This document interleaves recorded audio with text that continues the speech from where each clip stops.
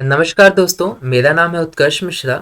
Last class हमने पढ़ लिया था मीडियम ऑफ एक्सचेंज यानी मनी एंड क्रेडिट पढ़ा था, ये वाला टॉपिक पढ़ा था। आज हम लोग इससे थोड़ा सा आगे चलते हैं। आज हम ये पढ़ेंगे मॉडर्न फॉर्म्स ऑफ मनी वाली, यानी आपकी बुक का ये जो टॉपिक है इसको पढ़ेंगे। मॉडर्न फॉर्म्स ऑफ मनी में क्या बताया गया है? मॉडर्न फॉर्म ऑफ मनी में बेसिकली अगर हम देखें तो इसमें ये बताया जा रहा है कि before the introduction of coins a variety of object was used as money. यानी जब कॉइन्स इंट्रोड्यूस नहीं हुई थी हमारे यहाँ पर, तो पहले के लोग जो क्या है वो अलग और अलग चीज़ों का यूज़ किया करते थे as a medium of exchange. ये तो मैंने आपको बता दिया है। जैसे कि वो क्या किया करते थे, for example Indians used grain and cattle as a money. यानी वो ग्रेन्स का यूज़ किया करते थे, अनाज का यूज़ किया करते थे, कैटल मीन्स जानवरों का यूज़ किया करते थे एज अ मनी। यानी मनी के रूप में वो किनका उपयोग करते थे? कैटल या फिर जानवर। यानी कुछ भी उन्हें चीज़ खरीदनी होती थी, या तो अनाज दे देते थे या तो अपने जानवरों को सेल कर देते थे, बेच देते थे। उसके बदले जो चीज़ उनको चाहिए होती थी वो उनको मिल जाती थी। समय बीता, धीरे धीरे there after came the use of metallic coins. यानी धीरे धीरे समय बीता तो फिर क्या हुआ, हम लोगों ने मेटेलिक कॉइन्स का यूज करना शुरू कर दिया। जैसे कि जो कॉइन्स होते थे वो गोल्ड से बने होते थे, सिल्वर से बने होते थे और कॉपर से बने हुए होते थे। तो उनका धीरे धीरे हमने यूज कर दिया। इसकी वजह से भी थोड़ी ट्रांजेक्शन्स बहुत ही ज़्यादा ईजी होने लगी, क्योंकि हम सीधा क्या करते थे, गोल्ड दे देते थे और जो भी चीज़ हमें चाहिए होती थी वो हम ले लेते थे। लेकिन आजकल तो हम ट्रांजेक्शन्स ना ही तो अनाजों में करते हैं, बहुत कम करते हैं लोग, या फिर जानवर बेच के कोई हम ट्रांजेक्शन्स करते हैं। आजकल जो ट्रांजेक्शन्स होती है, now we use money as a medium of exchange. आजकल जो मनी है वो हमारे मीडियम ऑफ एक्सचेंज है, जैसे कि पेपर नोट्स या कॉइन्स। यानी हम पैसे देते हैं या फिर सिक्के जो होते हैं वो हम देते हैं, और उसके बदले जो चीज़ हमें चाहिए होती है वो हम ले लेते हैं। लेकिन पहले के जो सिक्के होते थे, गोल्ड के होते थे, सिल्वर के होते थे, कॉपर के होते थे, और कैटल, ग्रेन, इन सबको हम देकर अपनी जो जो भी हमें चाहिए होता था वो सारी चीज़ें हम खरीदते थे। अगला पॉइंट क्या बताता है? Modern currency is not made of a precious metal such as gold, silver and copper. आजकल की जो मॉडर्न करेंसी है, जो आपके पेपर नोट है, वो तो गोल्ड का नहीं बना, वो तो सिल्वर कॉपर का नहीं बना। इवन जो कॉइन्स है वो भी स्टील के बनने लगे हैं। एक स्टील में भी बहुत सारे मटेरियल होते हैं, टाइप्स होते हैं। तो बेसिकली स्टील के बहुत सारे टाइप्स है, उसी किसी एक टाइप का बनता है, फेरिक करके कुछ नाम है उसका, जो भी हो। लेकिन वो गोल्ड जितना, सिल्वर जितना प्रीसियस तो है नहीं। दूसरी चीज, unlike grain and cattle, they are neither of everyday use. The modern currency is without any use of its own. यानी इसमें ये बताया जा रहा है कि पहले के जो लोग हुआ करते, पहले जो मतलब जो ट्रांजेक्शन्स हुआ करती थी वो जानवर दे के हुआ करती थी, क्योंकि जानवरों का एक यूज़ है। अनाज में हो जाया करती थी, अनाज का भी यूज़ है, मतलब वो लोग खाने के लिए यूज़ किया जाते थे। या फिर प्रीशियस मतलब स्टोन्स में हुआ करती थी, जैसे कि कह सकते हो आप मेटल, प्रीशियस मेटल सच है, जैसे गोल्ड हो गया, सिल्वर हो गया, इनका यूज़ किया करते थे। और ये बहुत ही ज़्यादा कीमती हुआ करते थे, गहने वहने बना दिया करते थे लोग इसके, मेटल के, सॉरी गोल्ड के और सिल्वर के। तो एक प्रीसियस हुआ करते थे। लेकिन जो पेपर नोट है इसकी तो कोई कीमत नहीं है, ये तो प्रीशियस नहीं है। दूसरी चीज़ क्या है कि खाने में भी यूज़ नहीं हो सकता। अब वो जो पेपर का नोट है उसे आप खाने के लिए भी यूज़ नहीं करते। कम से कम पहले जो कैटल होती थी वो दूध दे देती थी, जानवर होते थे उनका यूज़ हो जाता था, लेकिन ग्रेन है उनका यूज़ हो जाता था। लेकिन जो मॉडर्न करेंसी है उसका तो कोई यूज़ भी नहीं, और वो ना ही इतने मेटल, ना ही वो प्रीशियस मेटल से बनते। तो क्वेश्चन उठता है, then why is it accepted as a medium of exchange? क्यों तो इसे मीडियम ऑफ एक्सचेंज क्यों एक्सेप्ट किया गया पेपर नोट को और कॉइन्स को? तो इसका रीजन आंसर ये है, it is accepted as a medium of exchange because the currency is authorise by the government of the country. यानी आपकी जो कंट्री है उस कंट्री की जो गवर्नमेंट है, गवर्नमेंट ने उसे ऑथोराइज दे रखा है। यानी गवर्नमेंट ने कह रखा है कि देखो ये एक वैल्यूएबल चीज है और इसी में आपको ट्रांजेक्शन्स होगी। यानी गवर्नमेंट ने आपको अथॉरिटी दे रखी है कि आप इसके थ्रू कोई भी चीज़ लेन देन कर सकते हो। तो इस वजह से एक वैल्यूएबल है और ये मीडियम ऑफ एक्सचेंज बन के उभर चुका है। इसी के अंदर पॉइंट आता है कि अब जब ये पेपर नोट बन चुका है तो क्वेश्चन आता है कि जो पेपर नोट्स हैं उसे कौन छापता है। दूसरी चीज क्या होगी कि कॉइन्स को कौन छापता है। ऐसी चीज होगा ना कि कॉइन्स कहाँ से बनकर आते हैं, कौन कॉइन को बनाता है, पेपर नोट कहाँ से बन के आते हैं। तो इंडिया के अंदर क्या होता है, the reserve bank of India, यानी जो रिजर्व बैंक ऑफ इंडिया है, इसे आरबीआई कहते हैं, यही इशू करेंसी करता है, यानी नोट्स को छापने का यही काम करता है, वो भी सेंट्रल गवर्नमेंट के कहने पर। यानी जो सेंट्रल गवर्नमेंट होता है, वो central government reserve bank of India को कह देता है कि भाई पैसे छाप दो, तो रिजर्व बैंक ऑफ इंडिया उसका आदेश का पालन करता है और पैसे वो छाप देता है। अब यहाँ पे क्वेश्चन उठता होगा, मन में जरूर आता होगा कि ऐसा सच जब हमारी भारत के लोग ही पैसा छापते हैं, भारत के लोग ही जब मनी को छापते, तो क्यों नहीं वो गरीबी खत्म कर देते, खूब सारा पैसा छाप के वो लोगों में बांट देते।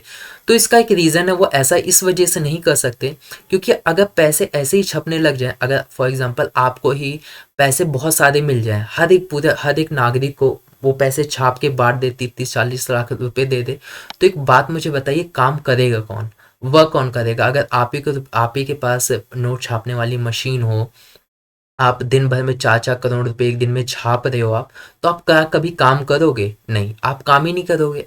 तो ऐसे जब सारे ही देश के अंदर सारे ही लोग अमीर हो जाएंगे, तो वर्क करेगा कौन? और इसकी वजह से महंगाई और बढ़ जाएगी। कोई एक चीज़ खरीदने के लिए कोई कहेगा कि ले 30 लाख रुपए ले, मुझे ये चीज़ दे। कोई कहेगा तेरे पास मेरे से तुमसे भी ज़्यादा पैसा, तू 40 लाख रुपए दे, मुझे ये चीज़ दे। तो ऐसा वो नहीं कर सकती। महंगाई, किसी भी चीज़ की जो वैल्यू है वो भी आसमान छूने लगेगी। जैसा हमने हिस्ट्री में पढ़ा भी था कि लोग क्या होते थे कि बोरियां भर भर ब्रेड के पैकेट खरीदने के लिए बुल कार्ट भर भर के पैसे लेकर जाते थे। तो ऐसा नहीं किया जा सकता क्योंकि हमारी जो वैल्यू है मनी की वो डाउन हो जाएगी, कोई काम भी नहीं करेगा इतना पैसा लोगों के पास आ गया तो। As per Indian law, no other individual और organization is allowed to issue currency. यानी इंडिया के अंदर लॉ बना है, कानून बना है कि इंडिया के अंदर कोई भी और एक पर्सन या ऑर्गेनाइजेशन नोट्स को नहीं छाप सकती, करेंसीज को नहीं छाप सकती, कॉइन्स को नहीं बना सकती।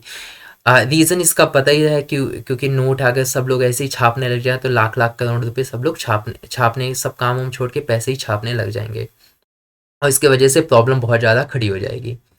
तो ये लॉ है। दूसरी थर्ड पॉइंट ये आता है, no individual in India can legally refuse the payment made in rupees. यानी कोई भी पर्सन इंडिया के अंदर रिफ्यूज नहीं कर सकता पेमेंट लेने से। अगर यानी मैं आपको रुपए में पेमेंट कर रहा हूँ तो आप मुझे मना नहीं कर सकते कि नहीं हम रुपए में पेमेंट आपसे नहीं लेंगे, आप क्या करो मुझे किसी और फॉर्म में मुझे पैसे दो, मतलब किसी और फॉर्म में आप मुझे डॉलर्स में दो, आप मना मुझे, मतलब आप मुझे ऐसा नहीं कह सकते। अगर मैंने आपको इंडिया के अंदर हो आप और मैंने अगर आपको ट्रांजेक्शन रुपीज़ में दी है तो ये आपकी जिम्मेदारी है कि आपको एक्सेप्ट करना पड़ेगा। हालांकि इसके खिलाफ कानून भी है, आपके ऊपर केस भी हो सकता है, जेल भी आप जा सकते हो अगर आप लेने से मना कर देते हो तो। अगली चीज़ आता है, hence the rupee is widely accepted as a medium of exchange. और इसी वजह से जो रुपी है वो एक्सेप्टेड है मीडियम ऑफ एक्सचेंज पूरे ऑल ओवर द इंडिया। अगला जो इसी का जो टॉपिक है वो आता है deposit with the banks. Deposit with the banks में क्या होता है कि देखिए क्या होता है कि आप एक बैंक खुलवाते हो, जैसे आपके पास पैसे वैसे रहते हैं, हम सारे पैसे घर में तो रखते नहीं है, इवन आप लोगों के भी बैंक अकाउंट होंगे।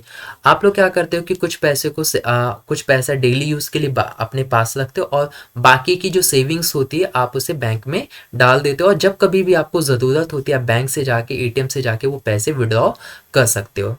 तो यहाँ पे क्या होता है, we deposit extra cash in banks. वही हम अपने जो एक्स्ट्रा कैश होता है उसको हम बैंक के अंदर डिपॉजिट करते हैं, and banks pay amount as interest on the deposit.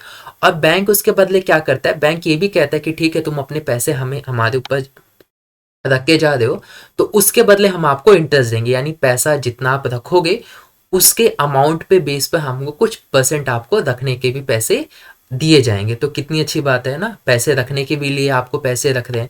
इससे दो फायदे हो जाते हैं। पहला चीज फायदा हो जाता है कि आपका पैसा सेफ रहता है, क्योंकि बैंक है तो बैंक में आपका पैसा पड़ा रहेगा, घर में रहेगा, चोरी होने का डर रहेगा, लेकिन बैंक में आपका चोरी होने का डर नहीं रहेगा। दूसरा फायदा एक चीज ये आ जाता है कि आपके घर में पैसा रहेगा तो उसके बदले आपको कोई पैसा नहीं देगा, लेकिन अगर आप बैंक में पैसा रखते हो तो उसके बदले बैंक वाले आपको इंटरेस्ट देते हैं, यानी उस अमाउंट पे कुछ रुपए आपको आपके अकाउंट में समय समय पे डालते रहते हैं। तो इसका एक फायदा हो जाता है। अगला थर्ड पॉइंट में क्या बताता है कि people also have the provision to withdraw the money as and when they require. अब लोग क्या होता है, जैसे आपके बैंक में पैसे जमा है तो आप जब चाहे आप एटीएम के थ्रू या बैंक में जाकर आप अपने पैसे निकाल सकते हो। और यहीं पे एक टर्म आता है डिमांड डिपॉजिट, इसको समझिए क्या होता है। The deposits in the bank account, the deposits in the bank accounts can be withdraw on demand, यानी आप डिमांड करके विड्रॉ करते हो। लेकिन आप उनसे कहते हो ना 5,000 दे दो, 4,000 दे दो, तो आपने उससे डिमांड की और उन्होंने आपको आपके ही पैसे दे दिया। The deposit are called demand deposit, इसी को ही डिमांड डिपॉजिट कहा जाता है। यानी बैंक वाले ने आपने उससे डिमांड की और उसने आप जितनी की आपने डिमांड की, 5,000 रुपये की, 10,000 रुपये की, और उतने पैसे उसने आपको दे दिए, इसी को ही डिमांड डिपॉजिट कहा जाता है। यानी आपके कहने पे आपको उसने पैसे उसने दे दिए। ठीक है, जितने होंगे आपके, ये नहीं कि आपके अकाउंट में 5,000 है तो आप 10,000 रुपये मांग दे, तो ऐसा नहीं है।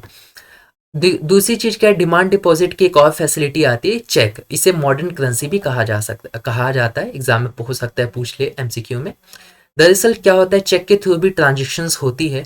यानी आप क्या करते हो कि चेक एक भरते हो और जिस भी आप पर्सन को देना चाहते हो उस पर्सन को आप चेक दे देते हो और वो उस पर्सन के अकाउंट में उतने पैसे डाल दिए जाते हैं जितना अमाउंट का आप चेक भरते हो। ये चेक, क्योंकि चेक की बात कर दी गई है तो चेक हो सकता है आप लोगों में से कई लोगों ने भरा भी होगा।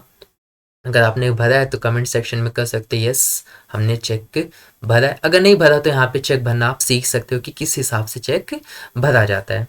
तो देखिए यहाँ पे क्या होता है कि सबसे पहले यहाँ पे ये जो डेट है वो डेट डाली जाती है कि आप किस डेट से वैलिड हो जाएगा। यानी यहाँ पे अगर 10 तारीख की डेट डाल रखी है तो यानी 10 तारीख से चेक की वैलिड हो जाता है। इसकी वैलिडिटी 3 महीने या 6 महीने की होती है। चेक के ऊपर लिखा रहता है इसकी वैलिडिटी कब तक है, 3 महीने तक है यानी 6 महीने तक। यानी इस डेट से 6 महीने या 3 महीने तक ये जो चेक है वो वैलिड रहेगा। उसके बाद ये चेक की कोई वैल्यू नहीं रहती। आया इतना समझ? तो अब जिसको पे करना रहता है, मान लो फॉर एग्जांपल मैं हूँ, मुझे किसी पर्सन को पे करना है, तो यहाँ पे उस पर्सन का नाम आता है कि प्रेम कुमार पर्सन है, इसको मुझे पैसे पे करना है और जितने रुपए पे करना होता है ये वहाँ उसका हम यहाँ पे नंबर्स में लिख देते हैं। 57,000 यहाँ पे हमने लिख दिया है और उसी को यहाँ पे नंबर्स में लिखते हैं ना, 57,000 ओनली। यहाँ पे ऐसा करके हम फिल कर देते हैं कि उसको लिख देते हैं कि भाई इसको इतने देना है, ताकि मतलब डबल सिक्योरिटी, कोई दिक्कत ना हो। अगला यहाँ पे क्या होता है, यहाँ पे आपका अकाउंट नंबर आता है इस चेक के ऊपर, क्योंकि आप चेक कर रहे हो तो आपका चेक का अकाउंट नंबर आता है। आपकी ब्रांच का यहाँ पे कोड आ जाता है, उससे कुछ डिटेल्स आ जाती है। जैसे इनका जो बैंक है वो स्टेट बैंक ऑफ इंडिया है, मतलब मेरा स्टेट बैंक ऑफ इंडिया है। और यहाँ पे उसी चेक का नंबर आ जाता है, जो कि उस चेक के नंबर के थ्रू मतलब पता लगा लिया जाता है कि चेक आपका कौन सा है। क्योंकि जैसे इसका जो अगला नंबर होगा 36255 है, इसका अगला नंबर क्या होगा 56 होगा। इसके थ्रू आप ये पता कर सकते हो कि जो चेक है वो किस पर्सन को दिया गया इस सीरियल नंबर के थ्रू। और ये कुछ कोडिंग है जो कि बैंक के द्वारा यूज़ की जाती है उनके काम के लिए। और यहाँ पे सिग्नेचर आ जाता है, यानी जो भी पर्सन आप अकाउंट में पे कर रहा होता है, यानी अगर मैं चेक दे रहा हूँ तो यहाँ पे मेरे साइन आएगा। अगर ये आपको चेक रिसीव होता है, फॉर एग्जांपल आप प्रेम कुमार हो, आपको ये चेक रिसीव होता है, तो इसके पीछे क्या करना पड़ता है, आपको अपना अकाउंट नंबर लिखना रहता है और उसके नीचे आपको अपना फ़ोन नंबर लिखना रहता है, यानी जो चेक है इसके पीछे। और फिर जहाँ कहीं आपका वो बैंक अकाउंट है वहाँ पे आपको ये डाल देना पड़ता है। फॉर एग्जांपल जैसे आप प्रेम कुमार हो, आपका अगर बैंक अकाउंट पंजाब में है तो आपको पंजाब में डाल देना है। अगर आपका बैंक अकाउंट एचडीएफसी में है तो आपको वो अकाउंट नंबर लिख के एचडीएफसी का अपना फ़ोन नंबर लिख कर रजिस्टर्ड आपको उसमें डाल देना पड़ता है। इधर फ़ोन नंबर इस वजह से लिखते हैं, कल को कोई मतलब चेक में दिक्कत हुए हो तो आपको कॉल करके बता देंगे भाई यहाँ यहाँ प्रॉब्लम है, आके चेक लेकर चले जाओ। The facility of checks against demand deposit make the possible to directly settle payments without the use of cash। अब यहाँ पर क्या हुआ, जो मैंने ट्रांजेक्शन्स प्रेम को की है वो प्रेम को मैंने पैसे तो नहीं दिए, उसको क्या किया ऐसा चेक दिया है।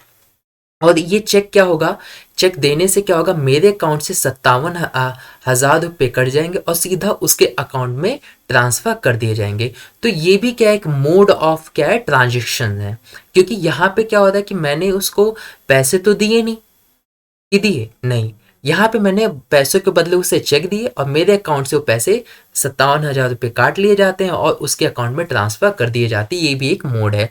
उम्मीद करता हूँ आपको ये जो वीडियो है ये बहुत ही अच्छी लगी होगी। एंड ऑफ द स्लाइड हो जाता है इसी के साथ। वीडियो अच्छी लगी होगी, कोई भी आपको इस से रिलेटेड कोई भी डाउट वगैरह नहीं होगा।